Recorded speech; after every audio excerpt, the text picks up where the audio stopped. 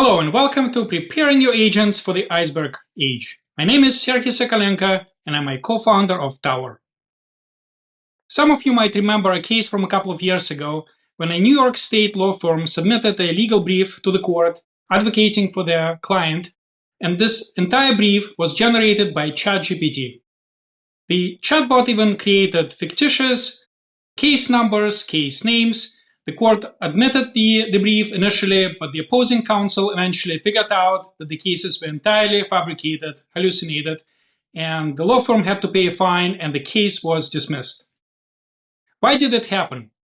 Well, it happened because if you go back to how these chatbots were working and the LLMs that they were using, you would take a corpus of training data, you would work really hard on creating a large language model, and it would take you months and months. And by the end of it, when you were finally ready to push it to your customers, they would submit a query, submit a prompt to this LLM, and the textual output would be created. You might be able to submit some additional context as a process, for example, using the RAG technique or the CAG technique. But the LLM by that time was already months and months old. The knowledge was dated. If only this law firm had the ability to do a quick search in a legal database, for example, LexisNexis, look for these specific cases and figure out if they actually existed. The law firm didn't do it. They relied on the chatbot to do this work. The chatbot actually did reply to the attorneys at hand that yes, these cases were real, and that's how we ended up in this mess. So some of us have realized knowledge in LLMs can become dated, and it needs to be complemented by recent and factual information. And so now the industry is working with a different set of techniques. We still create and train our LLMs, but at execution time, at prompt time, this LLM will enter a reasoning mode, and it will go through a series of steps. It will call multiple tools, and some of these tools will extend or call an external API, and some of the tools will call an analytical database or an operational database.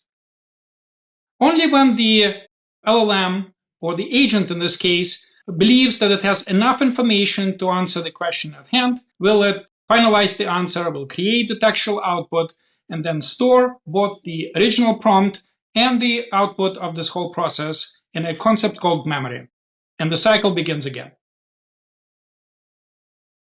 A little bit about myself, just to tell you why I am so passionate about this topic and why I wanted to talk about this today. I built data and AI platforms at Databricks, Snowflake, and Google Cloud. I'm now a co-founder of a startup called Tower, and we're building a serverless Python platform that allows customers, busy data teams to run ETL pipelines and agentic workflows. And typically our customers are just too busy to manage their own complex infrastructure. So in this talk, for the remainder of the talk, we already covered the chatbot fails. I would like to continue sharing with you the tips and tricks for using agents with analytical and operational databases that will allow you to ground them in truth. We'll talk about the trends in the analytical space, how the world of analytics is moving to Apache Iceberg, and we'll discuss an architecture of an agentic platform that has very simple Iceberg access. We'll review the takeaways and we'll talk about the future. So let's dive deeper into how we can complement knowledge in LLMs with recent facts from analytical and operational databases. Tim Scarl, the host of ML Street Talk, has recently shared something that was really resonating with me. LLMs perform diffused retrieval given a prompt. They're basically databases. It's a new form of databases. This stuck with me, and I wanted to investigate and dive deeper into it. If you think about this, during the LLM training process, we'll compress our knowledge base into a graph of layers and weights. Taking a state-of-the-art model today, Llama 4, for example, the volume of knowledge that went into the training of this model was about 30 trillion tokens or words, and that corresponds to about 150 terabytes of data. Now, by the time the training was done, this model was already 9 months old. During the process of creation of this LLM model, the size of this knowledge base, 150 terabytes, was reduced to just about 800 gigabytes, so less than 1 terabyte. And if you do the math, it's a 200x reduction in size. How can it be? Of course, there was some lossy compression going on. And so because of this lossy compression, the results of queries or the prompts that we send to the LLM are non-deterministic. Sometimes you get one response, other times you get another response, and the responses you get are not guaranteed to be actually factually contained in the knowledge base, the training data. Now, if we look at analytical data stores and operational databases, the amount of knowledge there is much, much bigger, can be much, much bigger. In some analytical use cases, you can get into tens of petabytes of data. Some customers have 1,000 petabytes of data just for their business. Now, the age of knowledge is also much more recent. In analytical DBs, it's somewhere between a day and 1 hour. In operational databases, it can be as little as a couple of milliseconds. There's pretty much no data compression going on. There is some storage compression and optimization technique, but the data doesn't get compressed with loss. You still have your original data, you can reproduce it. Just in analytical cases, you might get aggregations done, and in the operational databases, you still have the deepest level of granularity available to you. And because of this, query results are deterministic and they're factual. Some of us have asked the question, what if we stored everything in one database? And preferably, of course, in the database or the data store that contains our large language models. Well, have you tried replacing a popular database recently with something new? If you look at this chart, and it's a screenshot of DB Engine's ranking, that's a popular website where database geeks go and check on the popularity of their popular database technology. The top 3 databases in the world have been keeping their rankings pretty much for the last 10 years. So since 2014 up to today, the top 3 databases were Oracle, MySQL, and SQL Server. There's a little bit of movement, but it's pretty much remained the same. Now, one of the faster rising databases has been Postgres, but even for Postgres, it took almost 10 years just to get close to the top 3. And some of the new additions to the database world, Snowflake and Databricks, they're growing faster, but this is logarithmic scale. So there's still a 10x difference in popularity between the top 4 databases and the up-and-coming DBs. So it's super hard to make application developers and practitioners of databases switch from one database to another. We'll probably have to live with analytical and operational DBs for a while as a concept. Right. Now that we understand that we'll have to deal with them, let's look at the trends in the world of analytics. And the world of analytics has been fast moving to Apache Iceberg. What is that? What is Apache Iceberg? Well, Apache Iceberg is a standard for storing relational tables. And the standard specifies that there's a tree of files, 3 types of files, metadata, manifest, and data files. And there's a certain way of data being contained in each of these files, and they basically contain references to each other. Apache Iceberg is not a server. You cannot buy it. It's not a distributed query engine. It's truly a standard. The standard specifies, though, that there shall be a thing called the metadata catalog. And this metadata catalog is central to the operations of Apache Iceberg-based storage. It is the single point of failure in your system. It is super critical, and it's responsible for just one little fact. It contains a reference to the first file in this whole tree of storage. Now, why are customers adopting Apache Iceberg? Well, if you looked at how the world was maybe 5 years ago, customers would have a collection of different query engines. They would have maybe a Databricks and Snowflake and Microsoft Fabric, and all of these engines stored data in proprietary table formats. So if you wanted to maybe move data from one place to another, there would be an expensive ETL process involved.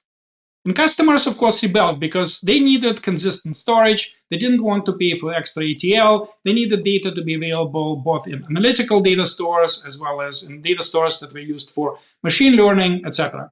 So one of these users, Netflix, has developed the technology that later became Apache Iceberg, and they open sourced it in 2018. And since then, Iceberg has grown significantly and very, very fast, being adopted at many large enterprises. As you can see on this chart, Iceberg is represented by the red graph. What are the important considerations for analytical toolings? When you are using an agent with analytical database, what is important? Well, I would say there are two important aspects here. It's the throughput of your storage system, and it's the data access security. Let me explain. When an agent is trying to obtain up-to-date and relevant information from an analytical data store, it will try to do 100 times more analytical breakdowns than a human analyst could do.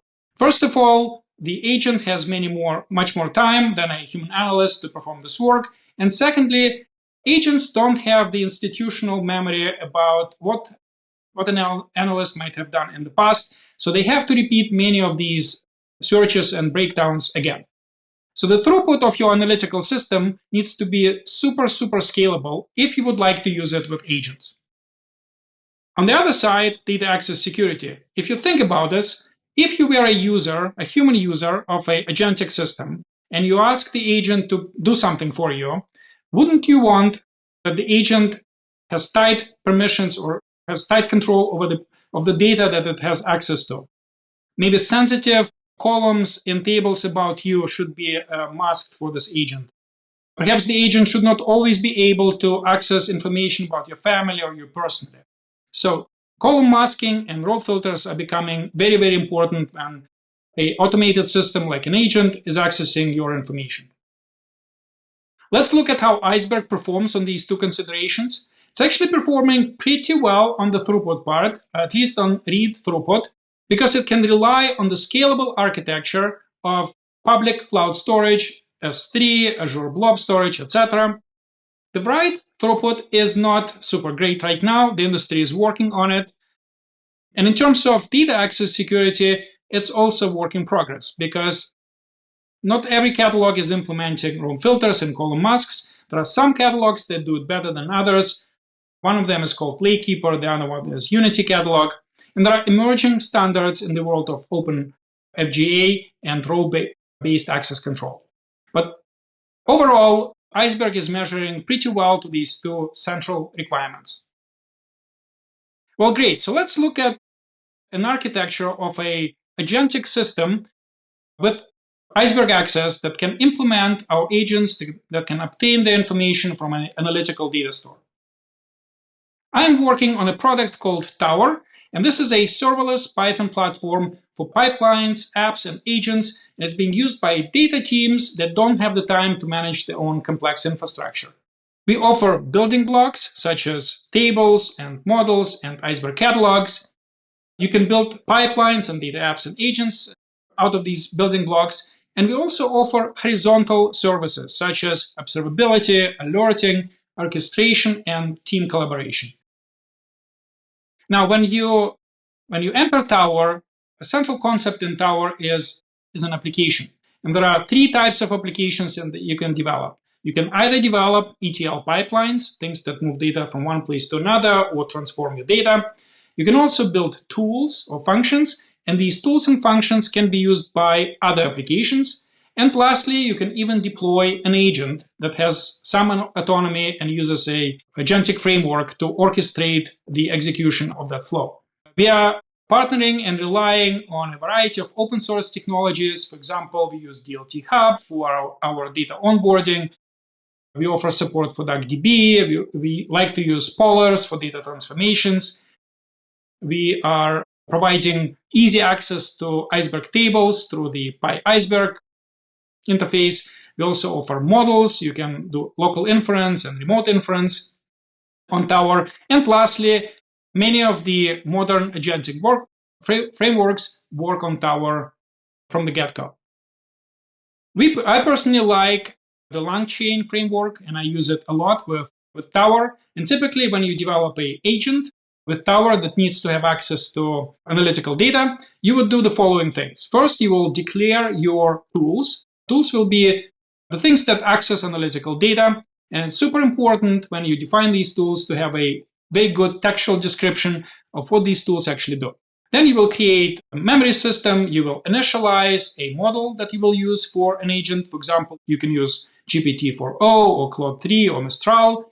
Then you will pick a system prompt. System prompts are also super critical for the performance of your agents. You will create the agent. You will take the user input. A user input will be something like orchestrate the acquisition of data from source A and mix it with data from source B. And you invoke the agent on that user input. So at this point, I would like to show you a quick demo of how an agent built in Tower and executed in Tower performs data acquisition. In this demo, we'll develop a service agent. It doesn't interface with humans. It runs in the background and does useful things. What does it do? It maintains a database of stock information in a lakehouse Iceberg-based table. It gets a list of tickers, for example, Amazon, Apple, Microsoft, and it maintains the most up-to-date data for these tickers in our data warehouse. The agent is smart to decide to only pull data from an external data source, and we use here Yahoo Finance, only if the data is not yet has been saved in our lakehouse. So that will check first if the data is available. If it's available, it will do nothing for this ticker. If no information about a stock ticker is available, it will go out to an external source. Super critical here for the performance and quality of the agent is the system prompt. Right now, you're looking at a system prompt according to the React framework. That's a very famous agentic framework. And as you can see, there are placeholders in this prompt related to the definition of tools. And that's how you instruct a LLM what the tools can do. And the LLM then is trained on function calling, and it can reason whether it should call the tool or not. For example, I will be providing two tools to my LLM. The first tool is able to check the availability of data, and the second tool is able to retrieve the data and store it in my table. All right, let's take a quick look at the demo. So we'll start by importing Tower and Polars. We'll then import LangChain, agentic toolset. We'll start defining our tools.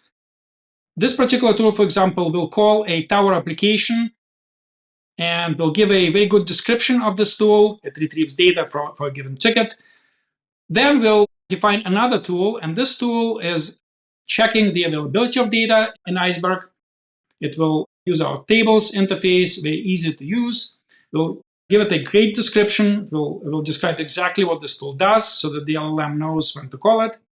And then we'll go into the main part, which is defining the agent by giving its tools, the LLM model, and the system prompt, and processing the user question. Maintain the data for a set of tickers. So let's go and modify the parameters of the execution of this tool. This is a so-called Tower file. This is how you define agents in Tower. We'll add an additional ticker to our set of tickers that we would like to maintain. So in addition to Amazon, we'll add Microsoft. Now this agent will be responsible for two tickers, maintain quality of data for two tickers. And then we'll deploy this agent to Tower, and eventually we'll run it as well. Now, switching to Tower's web UI, we'll find the current agent run. That's this one. Let's double click on it. You're looking right now at the execution of a agentic reasoning flow. There will be some installation performed in the background, and then the agent will start the reasoning flow. For example, it will call the first tool on the Amazon ticker, and it will figure out data already exists for this ticker, therefore I'm not going to do any extra work. Now let's do the same work for Microsoft, or it happens to be that we haven't yet downloaded data for Microsoft. So let's run the data acquisition tool, and the agent will invoke another Tower application to download the data. And once the download is done, the final answer is reached, and the agent will stop that particular flow execution.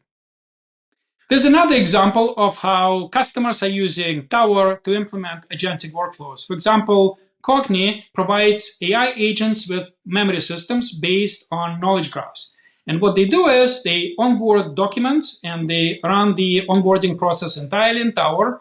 There's no LLMs involved. It's a pure ETL process or a data acquisition process. But once the documents are in Tower, they also run their knowledge graph creation algorithms. So there's a Cognify process that parses documents and creates a graph of knowledge in those documents. And then once you have this knowledge graph, you can search in it. So other agents or other applications can search on this knowledge graph.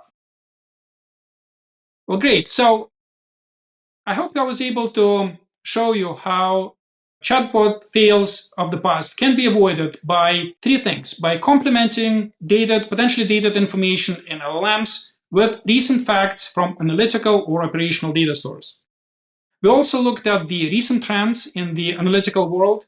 The world of analytics is moving to Apache Iceberg, and we reviewed a couple of agentic frameworks that are speeding up access to business data.